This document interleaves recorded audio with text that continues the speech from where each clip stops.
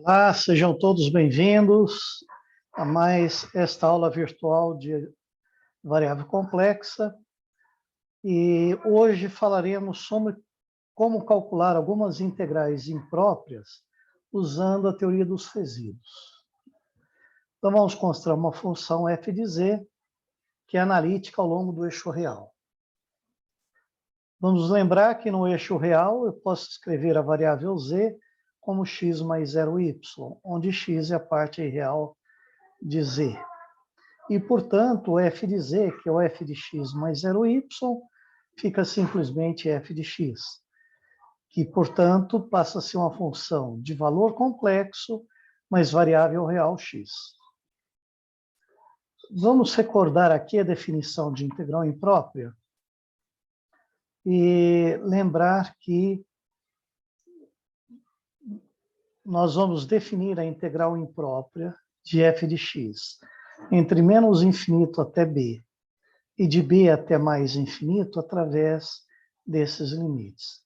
A integral de menos infinito até b é o limite de a até b quando a tende a menos infinito.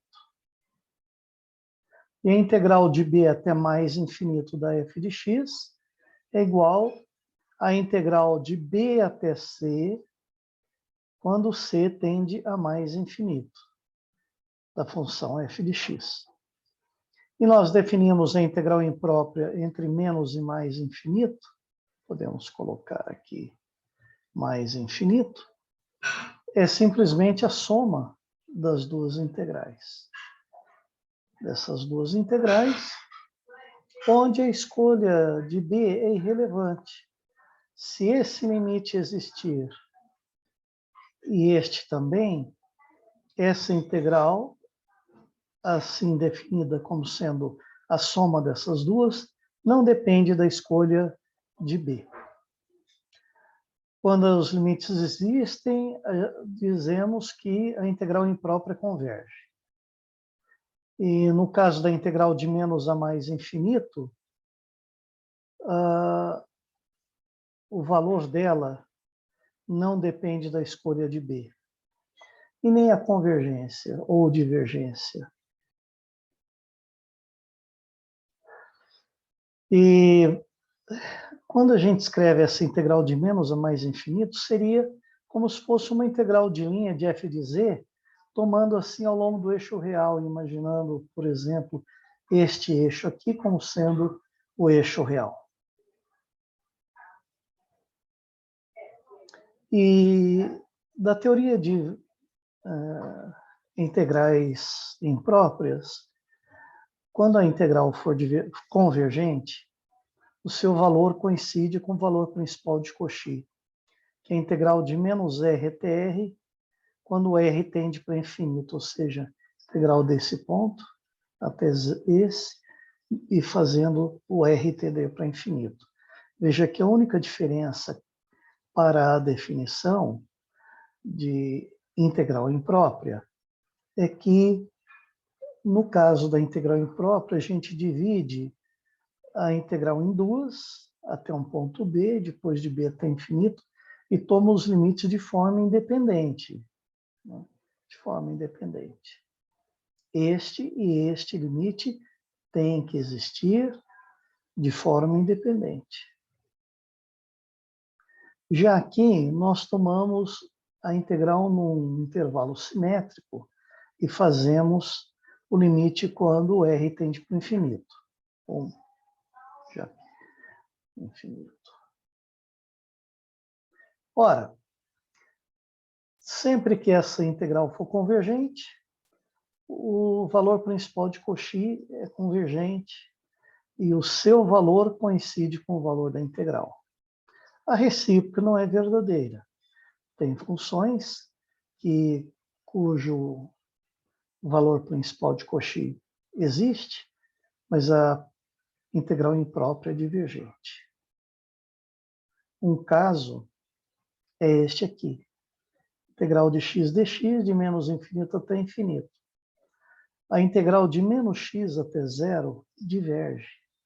E a integral de 0 até x diverge também, porque os limites não existem aqui, quando a gente integra de A até zero, quando A tende para infinito, a integral dessa função de menos infinito, de menos A até zero, quando A tende para menos infinito, não converge. Mas o valor principal de Cauchy, que é dado por esse limite, quando eu integro de menos R até Rx dx, sabemos que a antiderivada é x² sobre 2, desde menos R até R. Então, isso no ponto R, R² sobre 2, menos isso ao quadrado sobre 2, menos R ao quadrado sobre 2. Menos R ao quadrado é igual a mais R ao quadrado. Então, isso menos isso vale zero. Portanto, o valor principal de Cauchy é igual a zero. No entanto, essa integral é divergente e essa também. E nos teoremas que vamos enunciar em seguida, quando nós usarmos esta notação para a integral imprópria, na verdade, estaremos nos referindo ao valor principal de Cauchy da integral imprópria. E, quando a integral for convergente, a gente sabe que este é o valor da integral. Então, o teorema importante da seção é o seguinte: seja f de z uma função analítica no eixo real, com um número finito de singularidades isoladas, Z1, Z2, Zn, no semiplano superior. Então, como nessa figura aqui, nós temos Z1, Z2, etc., Zn, pontos singulares. Não há nenhum ponto singular sobre a reta. Né? Se o limite de z f de z, quando z tender ao infinito, for zero, então vale essa igualdade. A integral de menos infinito até mais infinito de f de x dx é 2πi vezes a soma dos resíduos da função f nesses pontos singulares isolados. E como é que a gente prova esse teorema? Vamos olhar para essa figura, sendo este eixo o eixo real, aqui o zero. Se nós tomarmos um R suficientemente grande, podemos tomar um R suficientemente grande, de modo que todas as singularidades estejam contidas no semiplano superior, estejam contidas neste semicírculo, limitado superiormente por gama e inferiormente pelo eixo real. Isso é possível porque, como o número de singularidades é finito, vamos chamar de R1 a distância desse até a origem, R2 a distância desse até a origem, Rn a distância desse até a origem. Ora, como é um conjunto finito de números reais, existe um valor máximo, né? Então, e o valor máximo será finito. Podemos tomar esse raio como o valor máximo mais um, né? A maior distância desses pontos à origem mais um. Aí, todas as singularidades vão estar dentro deste semicírculo. Muito bem. E vamos chamar de C toda a periferia desse semicírculo, toda a fronteira desse semicírculo. Pelo teorema de resíduos, né, a integral em C, que é esta fronteira aqui, de f de z dz é 2πi vezes a soma dos resíduos da f nos pontos interiores à gama, a essa semicircunferência. Chamamos de gama, então, a essa semicircunferência, que tem centro em zero e raio R. Está contida no semiplano superior. Quando o z for x mais y, quando esse z estiver em gama, o seu módulo vale R.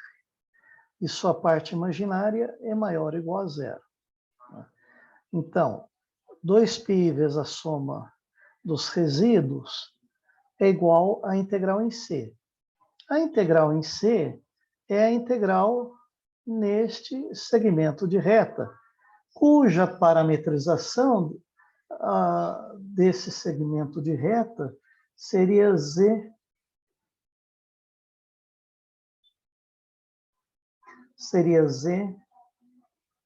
igual a x mais 0i, ou seja, x com x entre menos r,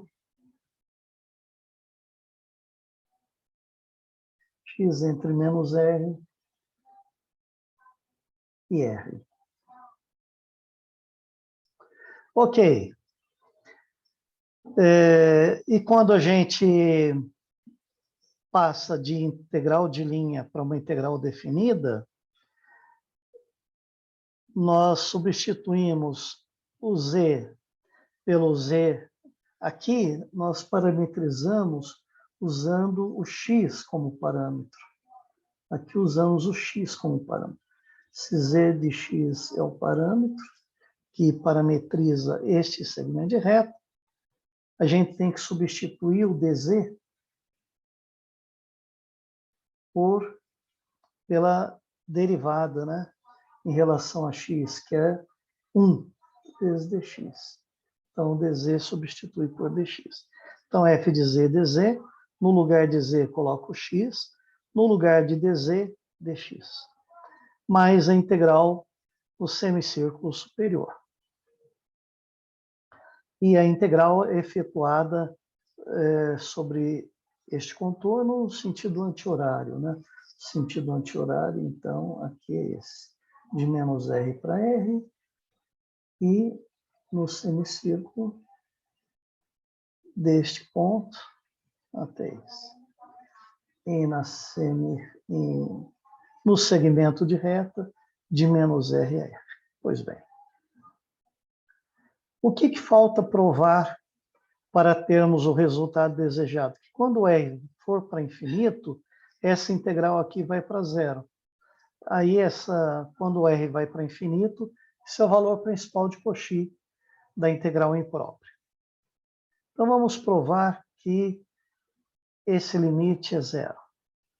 Observe o seguinte, como todas as singularidades já estão dentro do semidisco, né?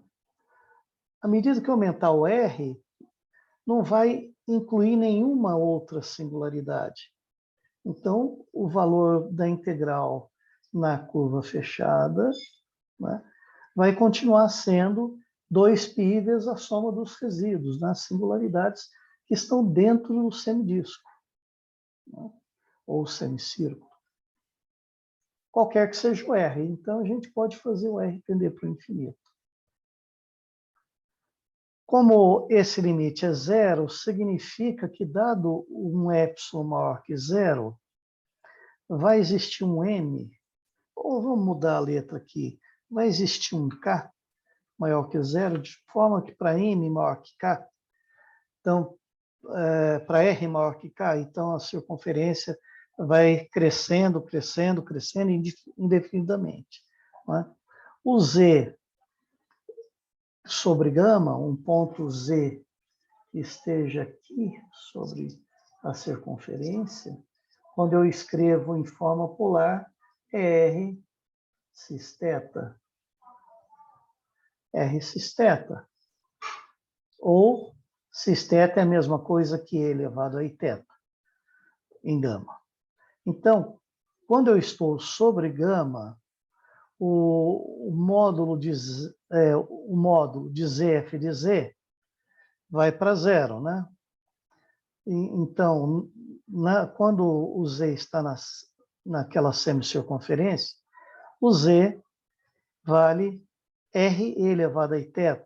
Mas como está dentro do módulo, né, o módulo de r elevado a iθ é o módulo de r, vezes o módulo de f elevado a iθ.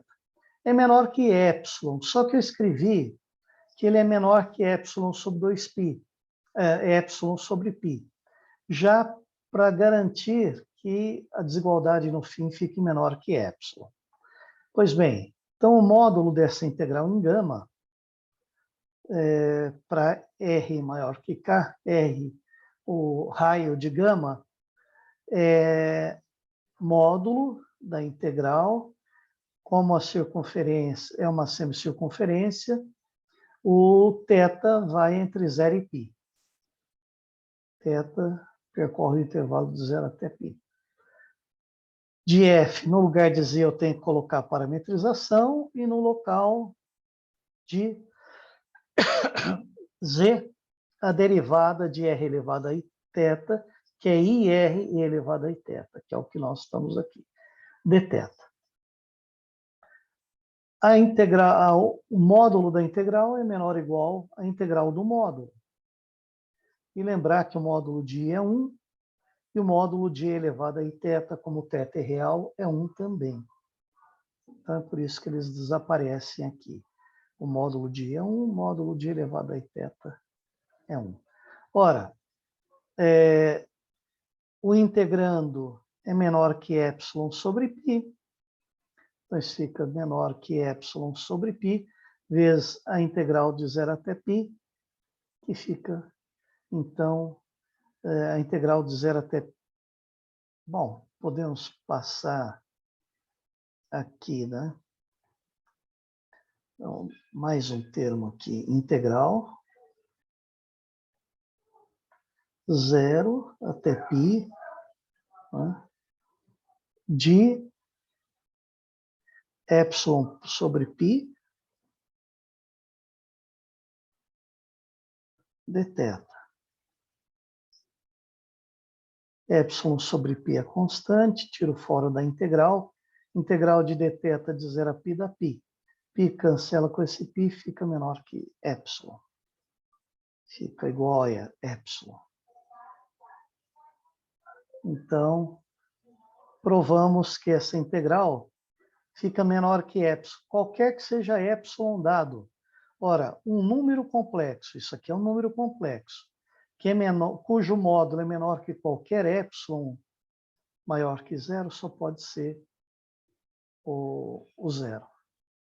Então, isso aqui acaba comprovando que quando o raio de gama vai para o infinito, essa integral vai para zero.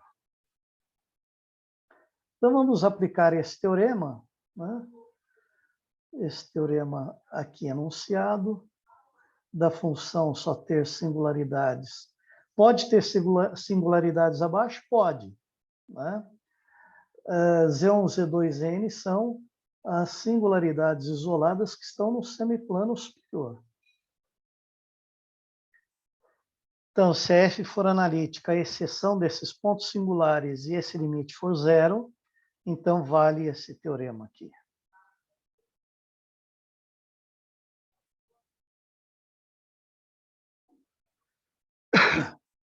Vamos aplicar o teorema a esse tipo de integral imprópria de funções racionais, em que são dados dois polinômios complexos, cujo grau do polinômio Q é maior ou igual ao polinômio de grau de P mais 2.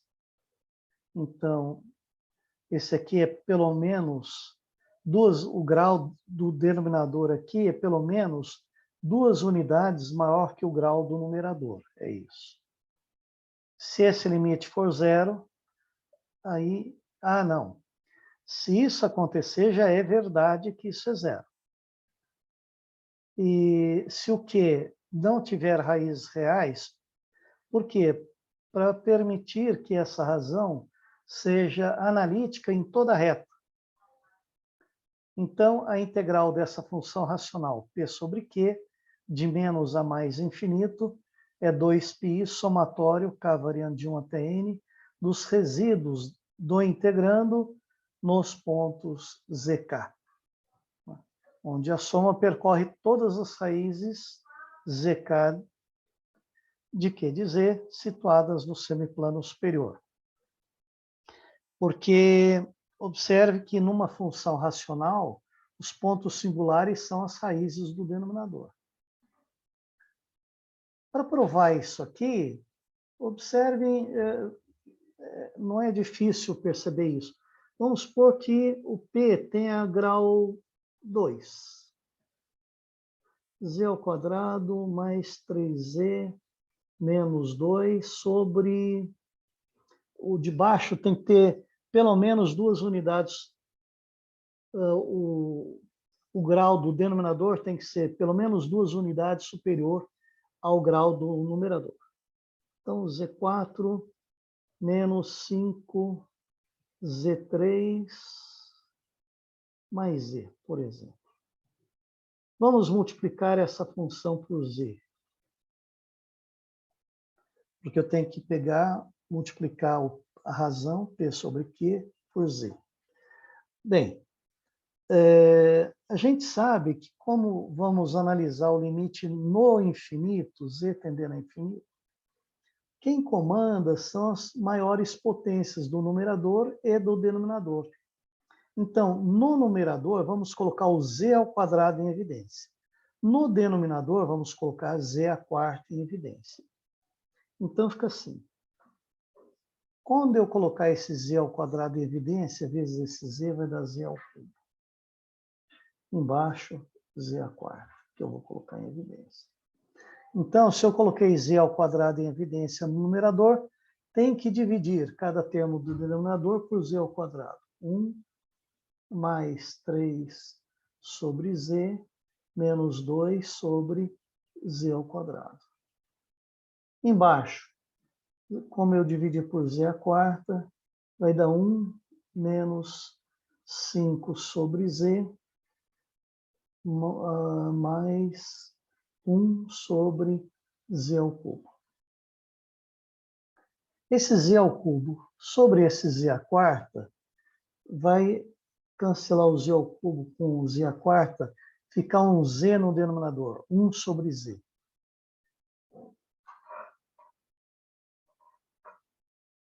Sobre Z. Ora, 1 sobre Z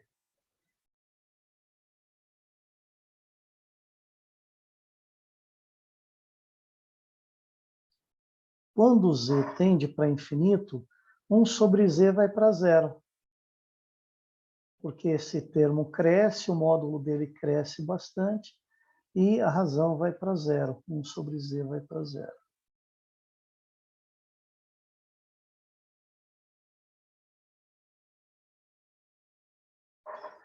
Um sobre Z vai para zero. Aqui, 3 sobre Z e 2 sobre Z ao quadrado também vão para zero. A mesma coisa, este e este. Então, eu pego que o limite da soma do produto é o produto dos limites. O limite desta fração vai para zero. E o limite dessa aqui vai para 1, que fica 1 sobre 1, que é 1. Então, esta razão vai para zero quando o Z tende para o infinito.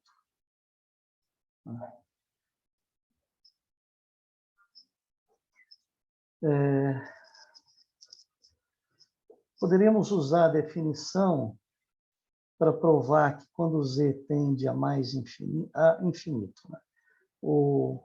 Os complexos não têm mais ou menos infinito, tem um infinito. É zero. Ou seja, o que a gente deve provar? Que para qualquer epsilon maior que zero, existe um delta maior que zero, de tal modo que, quando o módulo de Z for maior que delta, isso é que dá a medida de que o Z vai para o infinito.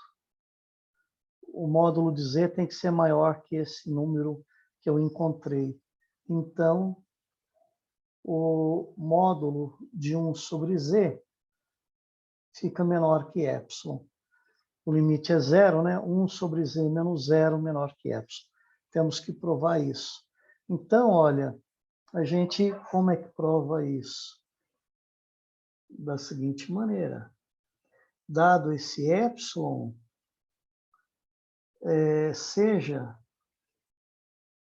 dado esse epsilon maior que zero, seja delta igual a 1 sobre epsilon, que também é maior que zero. Se módulo de z maior que delta, então a gente inverte, né? O módulo de 1 sobre z vai ser menor que 1 sobre delta, que é epsilon, como a gente queria mostrar. Que 1 sobre z é menor que epsilon.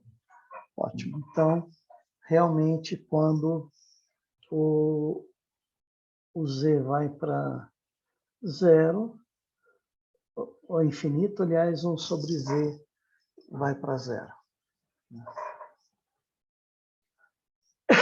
E, portanto, a integral da razão é 2π, somatório dos resíduos do integrando nas singularidades que estão no semiplano superior, porque só estas singularidades ficam no interior do semidisco. Então, vamos ver um exemplo. Como que a gente poderia calcular a integral de menos infinito até infinito? Vamos fazer isso. Vamos mostrar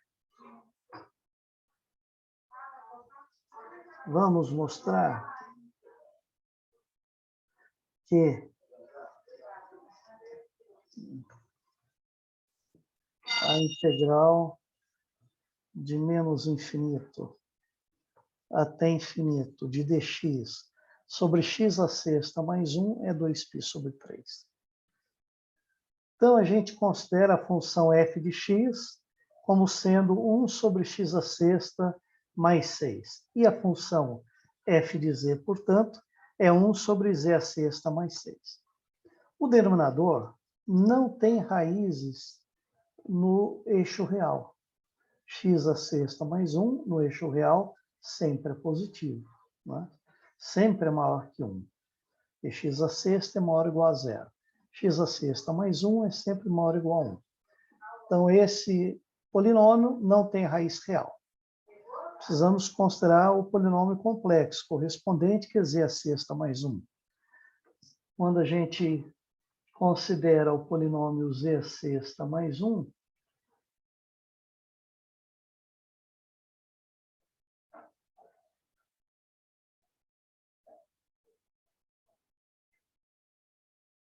então, z à sexta mais 1. As raízes são aqueles valores de z que anulam o polinômio. Ou seja, z à sexta é menos 1. E menos 1, a gente sabe que podemos escrever na forma menos e. A gente pode colocar esse menos já aqui no expoente. O menos 1, o argumento de menos 1 é π, né? Então, é π. Então, podemos escrever que é e elevado a i, π, só que a gente sabe que essa função é periódica e que o período é 2kπ, mais uma quantidade inteira de circunferências inteiras. Cada circunferência inteira tem um argumento de 2π radianos. E o K é inteiro. De modo que as raízes cúbicas de menos 1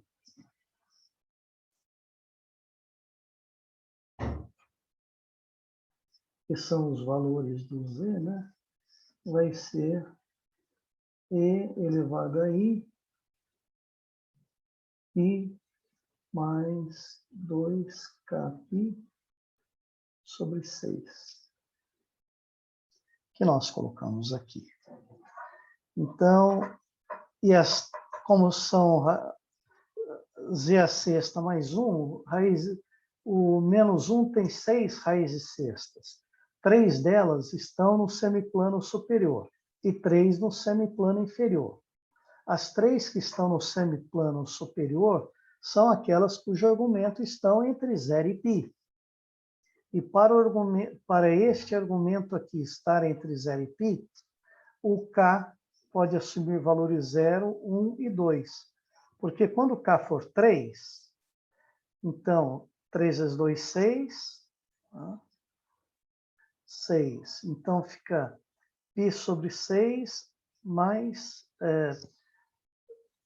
3 vezes 2, 6. 6 sobre 6 dá π. Π mais π dá 2π. Fica π mais π sobre 6. Então, quando K for 3, eu já estou abaixo do semi-eixo, porque quando K for 3, fica 2 vezes 3, 6. 6π sobre 6 dá π. Π mais alguma coisa já é um ângulo que está no terceiro quadrante. Então, quais são os argumentos que estão no primeiro ou segundo quadrante, ou seja, no semiplano superior? Essas três raízes aqui. Fazendo então, K vai assumir os valores 0, 1 e 2, nós obtemos essas três raízes. Que o argumento é π sobre 6. Π sobre 6 corresponde a 30 graus, cujo cosseno é raiz de 3 sobre 2 e cujo seno é meio. Π sobre 2 corresponde a 90 graus. O argumento do I, né? Lembrar que esse número, todos esses três números têm módulo unitário, né? Módulo unitário. Se o argumento é π sobre 2, o número unitário de norma unitária e argumento π sobre 2 é o I. E aqui 5π sobre 6 é 180 menos 30. É o 6π sobre 6 menos π sobre 6, menos 30. Então, é um ângulo cujos seno e cosseno são iguais a esse, só que com sinal trocado agora, porque ele está no terceiro. Aliás, o cosseno com sinal trocado e o seno mantendo o sinal, porque ele está no segundo quadrante. Todos esses polos são polos de primeira ordem, porque esse polinômio tem 6 raízes, né?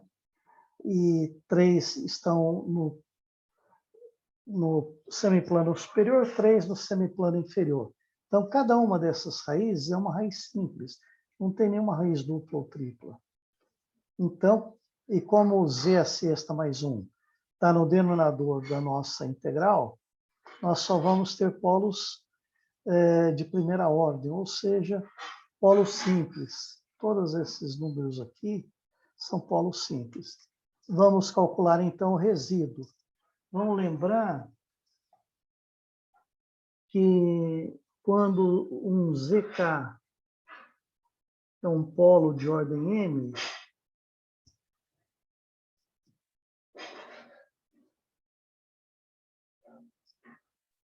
então o resíduo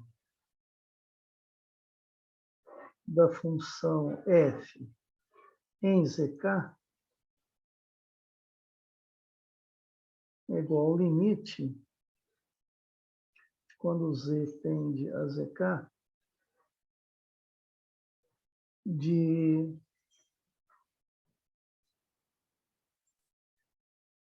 n menos 1 fatorial vezes a derivada de ordem n menos 1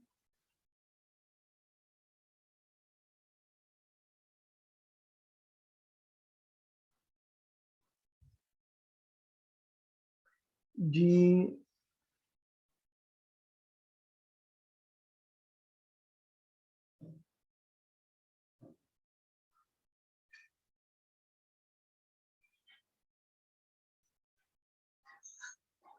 ZK elevado a n f de z.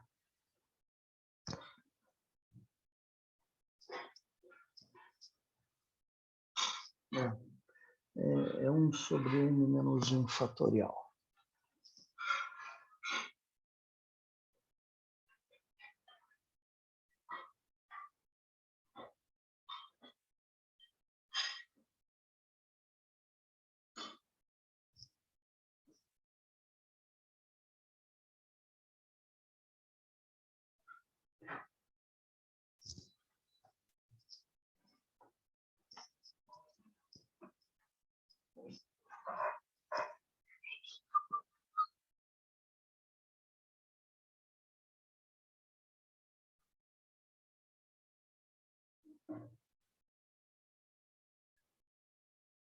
Como os resíduos são de primeira ordem, o n vale 1.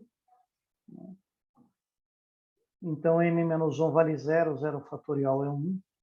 Derivada de ordem n menos 1. Derivada de ordem 0 é a própria função. Então, z menos ek elevado a n. Então, quando n é 1, não é?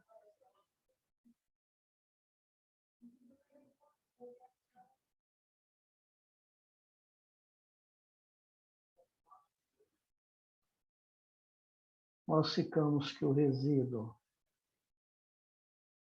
da f em zk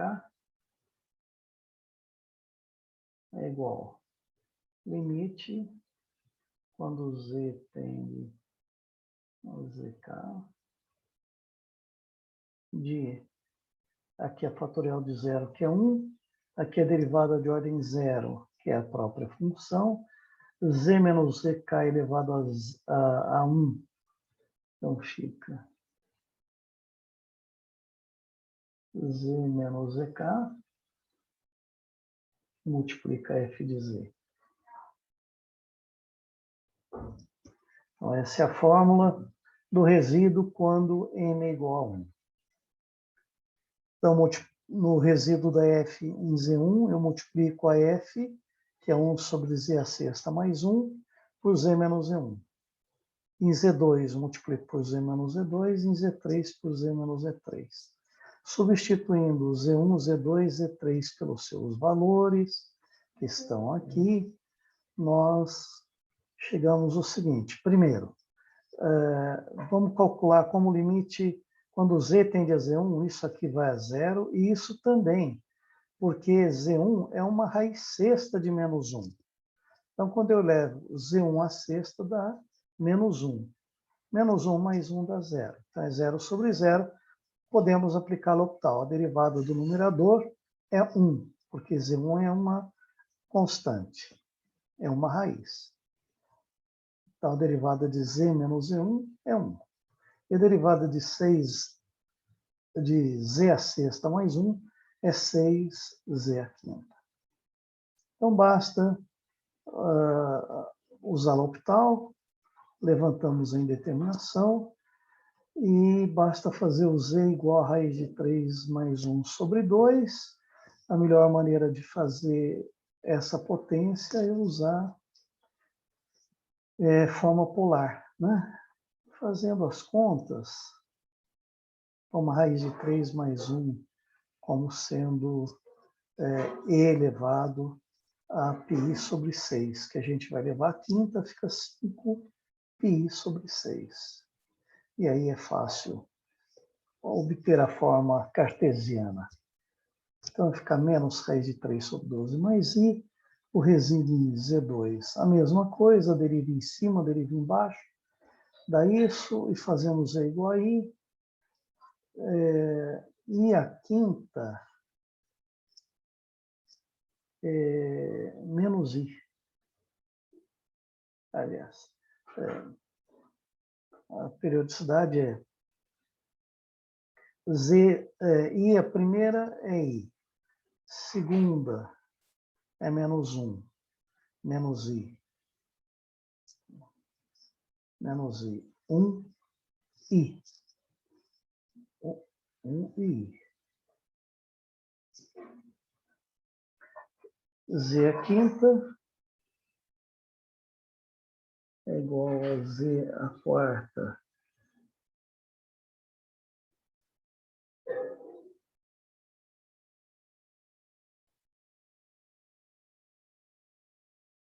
mais 1. Z a quarta vale 1, então isso é a mesma coisa que Z, isso vale 1. E Z a quinta vale I. E 1 sobre I é menos I. A mesma coisa aqui, fazemos o Z igual a... É mais fácil tomar a forma polar para elevar a quinta potência, né?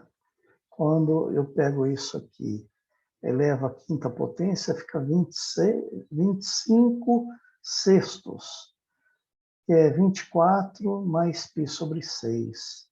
24π mais π sobre 6. 24π é um número, são 12 circunferências. Π sobre 6 é 30. Então, ao elevar esse número à sexta potência, dá um número complexo. A gente já pode, inclusive, lembrar que 1 sobre e elevado a iθ, se o número já está na forma polar, o inverso é o e elevado a menos iθ. Então, quando eu tenho aqui esse número, e elevado a 5 π sobre 6i elevado à quinta potência é igual a e elevado a 25 π sobre 6i. Quando eu divido 25 por 6, vai dar 4. 6 vezes 4, 24, sobra 1. Então, vai ser e elevado a 4 π, e o resto é 1, né? Mais 1 vez o π sobre 6. I elevado a 4π é 1. Então, foi elevado a π sobre 6. Está no denominador, né? Então, o que nós temos é 1 sobre 6 vezes isto aqui.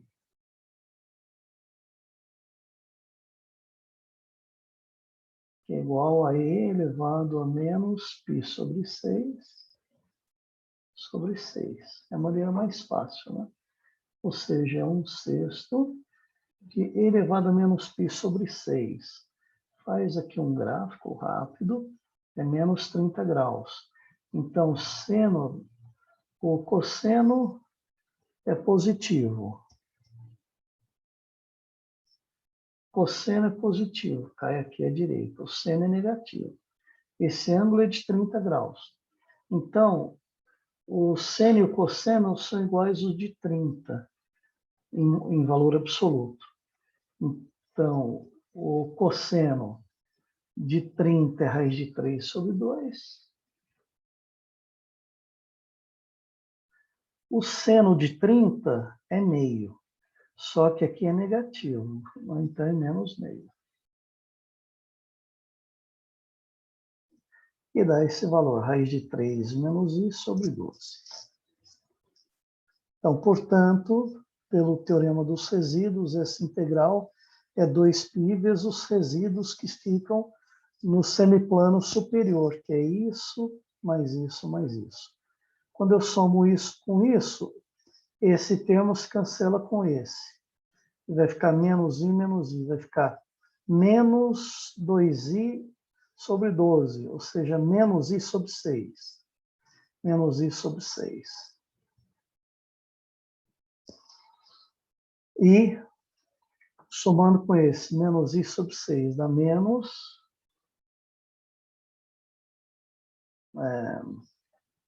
2i sobre 6, que é igual a menos i sobre 3, vezes 2π. Então, 2π, que multiplica menos, podemos colocar o menos aqui, π sobre 3, i vezes i dá menos 1, com esse menos dá mais, fica 2π sobre 3.